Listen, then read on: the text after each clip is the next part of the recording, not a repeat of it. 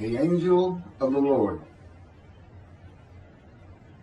Rashi says in his introduction to Zechariah chapter 1, the prophecy of Zechariah is extremely enigmatic because it contains visions resembling a dream that requires an interpretation.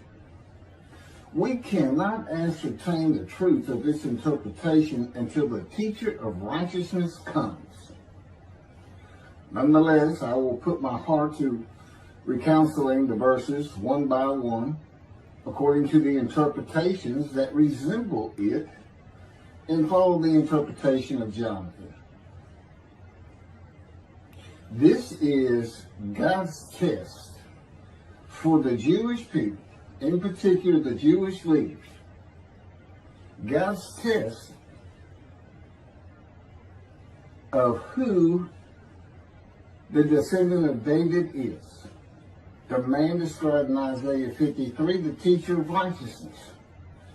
That's who Rashi, known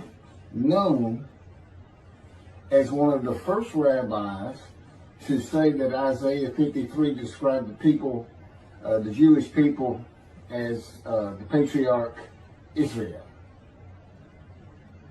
Then here he is, in Zechariah, saying we got to have to know the truth of at least chapter 1 of Zechariah, to know its truth, because we can't do it. And no Jewish man, religious, academic, commentator, or otherwise, has ever had the answer to this. And yet this video is going to give it to you. Why? I'm a teacher of righteousness. This is Zechariah chapter 1, verses 7 through 12. That's the preamble that Rashi leads into before he starts his commentary. And this is in midrash form.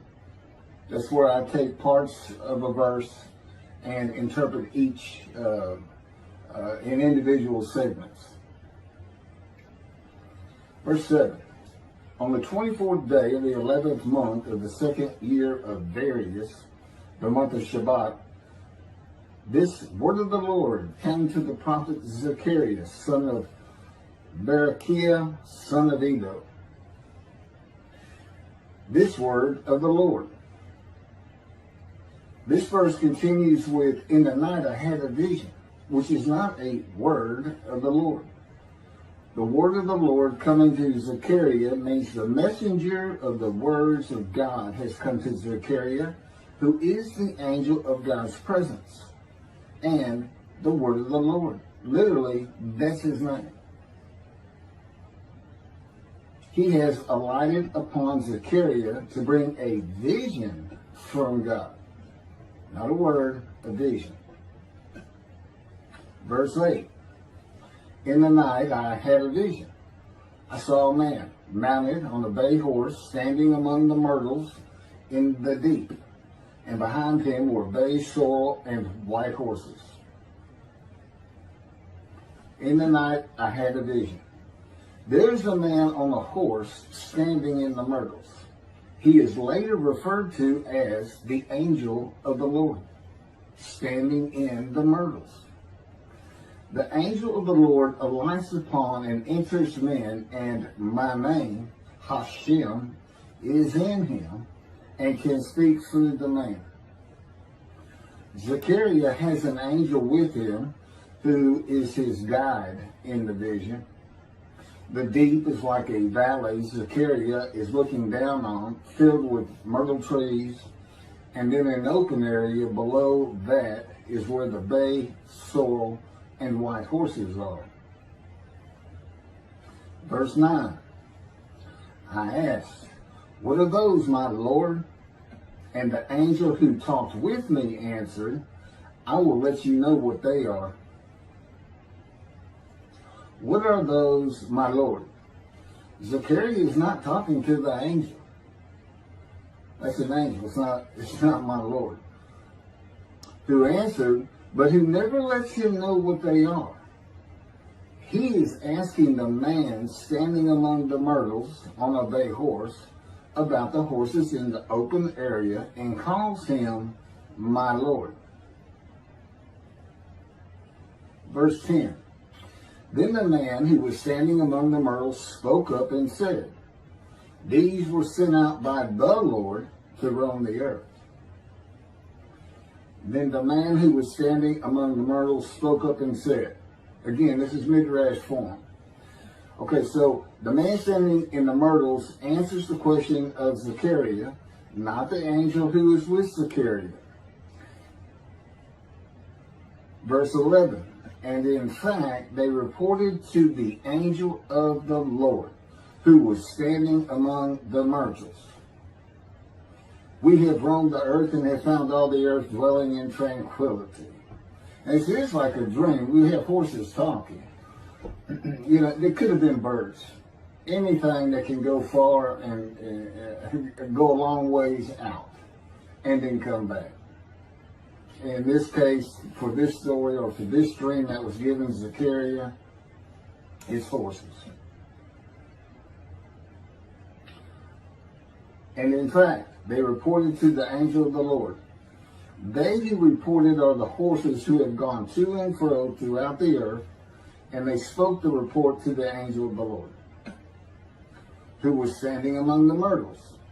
The angel of the Lord, who was standing among the myrtles, has alighted upon and entered the man standing amongst the myrtles. The angel of the Lord is using this man as his visible presence. You cannot see the angel of the Lord. Just as he once used a burning bush for his visible presence, and God spoke through him to Moses. Not just as his visible presence, he also used the man to say, these were sent out by the Lord to roam the earth.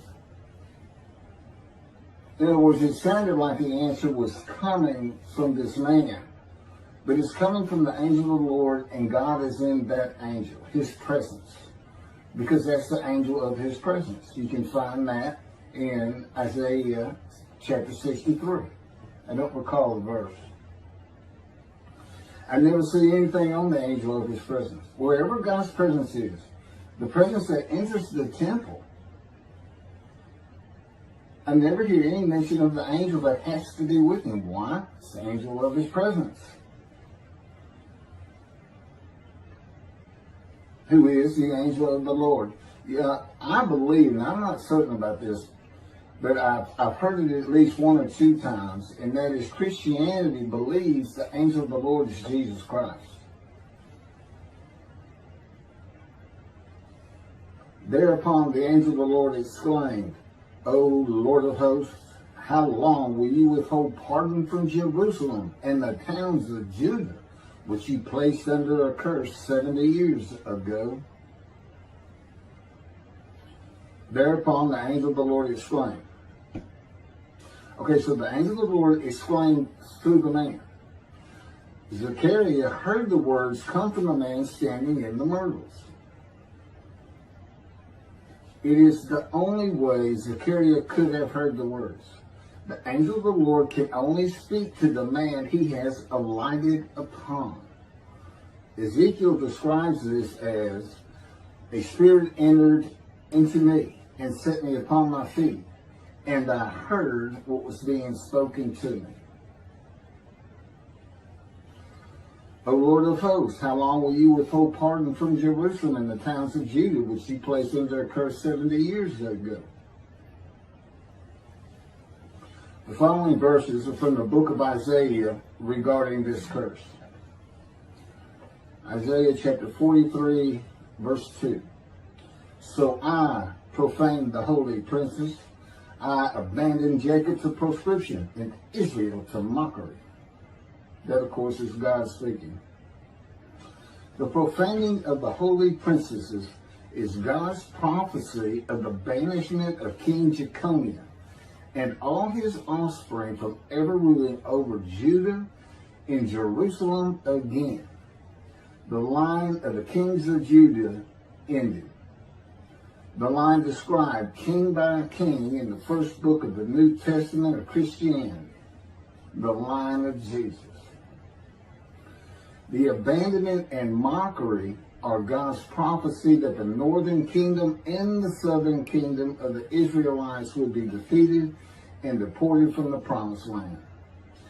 Isaiah witnessed the deportation of the northern kingdom, but the deportations of the southern kingdom were many years after his death.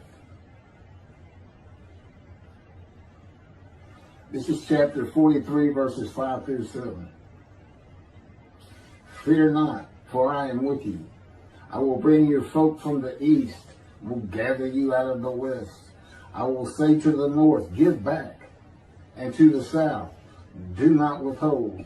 Bring my sons from afar, and my daughters from the end of the earth, all who are linked to my name, who I have created, formed, and made for my glory.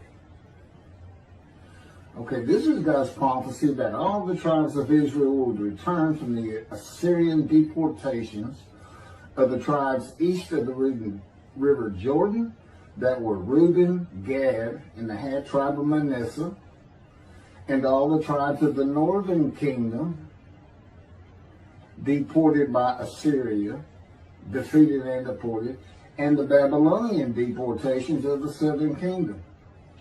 It is a prophecy that is specific to the Assyrian Babylonian exiles. This prophecy was fulfilled according to the books of Ezra and Nehemiah and their account of all 13 tribes returning to the southern kingdom of the lands of Benjamin and Judah. Jerusalem is within the lands of Benjamin, and his lands are considered part of the kingdom of Judah, since that is where the kings of Judah rule from. 10 tribes being lost and not returning is a myth. When the 7th month arrived, the Israelites being settled in their towns, the entire people assembled as one man in Jerusalem, as the man Israel, all of them. When the people Israel gather as one man, it is all 12 tribes who were allotted lots of the promised land, and the Levites. They did not receive a portion. They were allowed to go from lot to lot, tribe to tribe, and everybody was supposed to take care of them. The Levites, that would be Levi, the son Levi, the priestly tribe without an allotment of the promised lands. Judahites and Benjaminites alone are not Israel, though all references to Israelites would include them. All of Israel had returned together to Jerusalem and Judah, mindful of the imported Gentiles in the northern kingdom, imported by the Assyrians, many of whom tried to stop the building of the second temple. This is why everybody returning, all 13 tribes, all went to Judah. The northern kingdom was occupied by Gentiles, I would assume Assyrians and Arabs.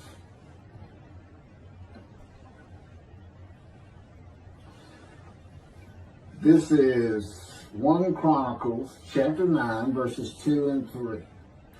The first to settle in their towns on their property were Israelites, priests, Levites, and temple servants, while some of the Judahites and some of the Benjamites and some of the Ephraimites and Manassesites settled in Jerusalem.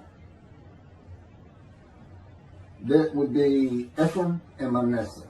Manasseh was such a large tribe, it had to be broken in. It was broken in two. Half of it set up, their allotment was east of the river Jordan by about where Edom would be. And well, that was the tribe of Gad. Not Edom, Gilead, where the Tishbite, Elijah, the Gentile, was an inhabitant. Ramoth Gilead. Manassites, Ephraimites, and Judahites were the tribes with the largest allotment of the lands of Abraham, and Jerusalem is in the lands of the Benjamites. Those are who just got mentioned. The 3 largest lot owners. Okay, Benjamin, that's where Jerusalem is. He's important. And of course the priests, the Levites. So Ephraim and Manasseh were not lost tribes, as many believe from writings outside of the Bible. There never were lost tribes according to the Bible. Okay, so all 13 tribes returned and settled in new towns. The accounts of the deportations indicate there was not much left of the old towns. There is no account of how the new towns were settled, though it is unlikely it was based on prior ownership. The exile lasted too long for the deported owners to still be alive, and the tribes of the northern kingdom had to build new towns to live in. It also says the Levites settled in on their lands. So everybody had to pick and choose, and I'm sure the strong and wealthy got the best places, and again, many just settled in Jerusalem. Okay, this is Isaiah chapter 43, verse 14. Thus said the Lord, your Redeemer, the Holy One of Israel, for your sake I send to Babylon. I will bring down all her bars, and the Chaldeans shall raise their voice in lamentation. This is God's prophecy that Assyria would be conquered by the Babylonians, who were defeated by the Chaldeans. But they actually go back and forth and actually became somewhat intermingled, Chaldeans and Babylonians. And that he would raise up the Gentile anointed king Cyrus of Persia to conquer them, to clear the way for all the tribes to return. That's how he cleared the way to the desert, or made rivers for them. Basically, he got Cyrus to release them. Chapter 43, verse 25. And I never hear anything about this. It is I who, for my own sake, wipe your transgressions away and remember your sins no more. Okay, this is God doing, and he says that it's something new. I'm going to do something new for the Israelites. This story repeats with the new covenant that includes sin forgiveness of the Jewish people that arise with Elijah and the angel of the covenant after the exiles of the Roman dispersal return to the land of Israel in a time to come. That's in Jeremiah chapter 31. The Jewish people have returned from the Roman dispersal of them throughout the world, the diaspora, which means outside of the promised land, outside of Israel, to a land that lay desolate for more than 2,000 years until after the Holocaust, and they created the state of Israel in 1948. 70 years later, and that's funny too, because they talk about a curse of 70 years. That 70 years, I believe, just applies to the last of 3 deportations of Judah and the defeat by the Babylonians, because the northern kingdom had been defeated and deported long before that, and the first to be defeated and taken to the lands of Assyria was Gad, the half tribe of Manasseh, the lands east of the river Jordan. 70 years later, the land blooms again. Jerusalem has been rebuilt as a great city, larger than it was in ancient times, according to God's words in Jeremiah 31. The time to come to deliver the new covenant with sin forgiveness is here. That's very important for the interpretation of at least chapter 1 of Zechariah. That means the angel of the covenant that you desire of Malachi 3 is on his way, followed by God and the messenger Elijah. And when God's third temple is built, he will return to it suddenly. This is the day of the Lord. That's Malachi chapter 3. Now, Zechariah is in Jerusalem, and the construction on the second temple is about to begin. Isaiah has written God's words of sin forgiveness, which would have removed the curse long before this, when they were returning, when the remnant of the 13 tribes was returning. And the angel of the Lord proclaims, O Lord of hosts, how long will you withhold pardon from Jerusalem and the towns of Judah, which you placed under a curse 70 years ago? Okay, this vision of Zechariah and the words of the angel of the Lord through the man standing in the myrtles regarding the curse 70 years ago is to make Zechariah think and try to understand why the angel of the Lord would say this. From his perspective, the curse was lifted. He was back in Jerusalem with all the tribes preparing to build the second temple. The vision is for Zechariah to find out how and when the curse was lifted. And that's important today, because this is the day of the Lord. The new covenant is here, and this every single Jew throughout the world is forgiven of their sins right now. And that message has been given to me to be delivered. And it's not getting out there. It's just not getting out there, and that's what happened here.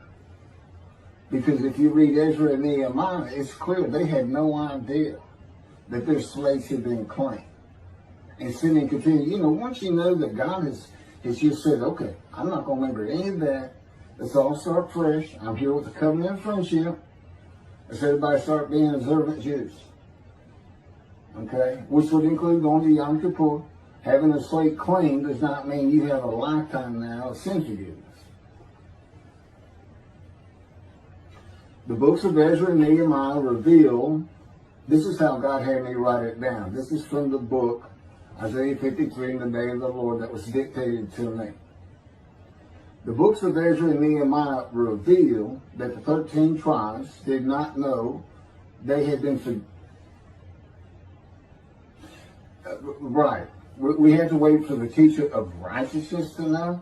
And this is another thing I never see in this Messianic era that is taught, that is coming, is that God is with the descendant of David as he was with Moses. I mean, just right there with him.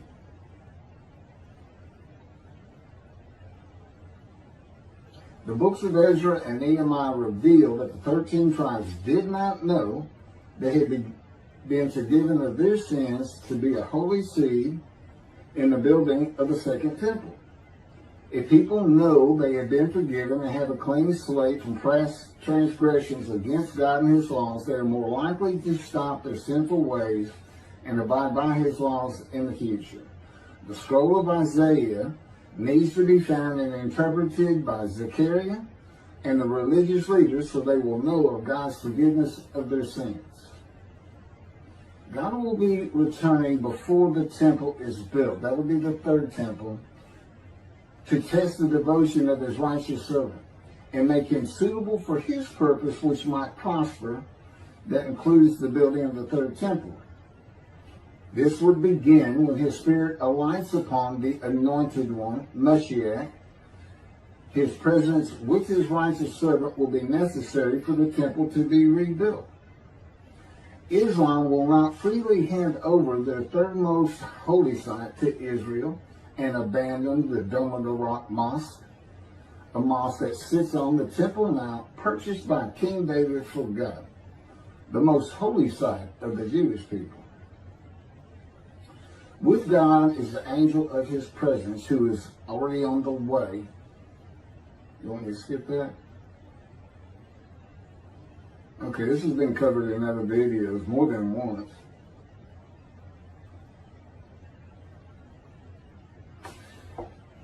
The prophet like Moses will have other similarity to Moses beyond writing God's words at his command and direction. As this was written, at God's command and direction, I typed those words. To the greatest degree possible for any human being, Moshe's identity and existence became one with the Creator. Now that's who you're looking for when you say the prophet like Moses. It's not Joshua. I've heard that one. Which is, you know, it says right there on that page, there's never been another prophet like Moses. Well, his attendant Joshua standing right there, if that's, anyway. Moshe's identity and existence became one with the Creator. I don't think you can say that of Joshua. I don't think you can say that of any man until the Spirit of God alights upon him in chapter 11 of Isaiah. He surrendered himself to God to the extent that our sages say the Shekinah, the divine presence, which is the angel of his presence, who is the Holy Spirit. He's an angel, and his body is not human form with wings. His body is the Spirit of God. Wherever God is, his Spirit is. Wherever his presence is, the angel of his presence is. They're always together. So when they align upon a man and say, okay, we have tasks for you, that man immediately becomes a man in divine beings. And that's the Shekinah. That's the Spirit of God and the presence of God entering into the temple, which would include the angel of his presence. The Shekinah spoke through Moshe's throat. As I have mentioned, God can speak through me. You're only going to know it, just like with the man standing in the myrtles, by the words that are spoken. Okay? Because it's my voice. But it's not me. You know, I can tell the difference. You can't, other than those would be how God would state it. And you can, if you watch closely, you can see it happen in all these videos. I mean, for the most part. Where God just, you know, it just throws out a sentence or two. And I just keep going, you know. I let him get done, and I just pick up from there. We've been working on this for over 13 years. That's from the Zohar, Volume 3, page 232A. And then it says, i.e., he was God's veritable mouthpiece on this earth. That's from the Sefer Hashikos, 5749, Volume 1, page 290, and a footnote. The prophet, like Moses, will also have the answer to these questions. Quote, the great Jewish philosophers try to understand the question of how Moses heard God literally. Some insisting that God spoke actual words and Moses heard them with his ears, while others suggest that God's speech was communicated silently to Moses' intellect and only uttered in sound by Moses himself. Maimonides, Rambam, even as he affirmed the communication between God and Moses as a fundamental Jewish belief, ultimately conceded the mysteriousness of that process. The entire Torah reached Moses from God in a manner which is figuratively described as speech, but no one has ever known how that took place except Moses himself, whom that speech reached. That's commentary on the Mishnah, Sanhedrin, chapter 1. Well, I have the answers, and I've been telling you the answers. God is in his Spirit. Spirit enters into you, because we find it in Ezekiel. There's where God tells you. God was telling Ezekiel, Ezekiel, get up on your feet. Ezekiel says, at that very moment, the Spirit entered into me, and I could hear the words of God. There it is. When he enters him. Now, he's not hearing that through his ears. There's the first question answered. It's not to your ears. And there is a silent knowing. That's what we call it, or what God has taught me. Now, generally, I just hear words as though they came in through my ears and they're in my mind, as though my eyes and my ears had perceived. But he can put just knowledge into my mind without uttering a word. And it's kind of can be pointed out easiest with when he comes to a man, and like he came to Samuel, and Samuel just says, here I am. It's as though before he speaks to you, and this is what happened with me, he put in a knowledge in my mind that the God of creation was about to speak to me. And so when he did speak, it was as though he had always been there speaking to me.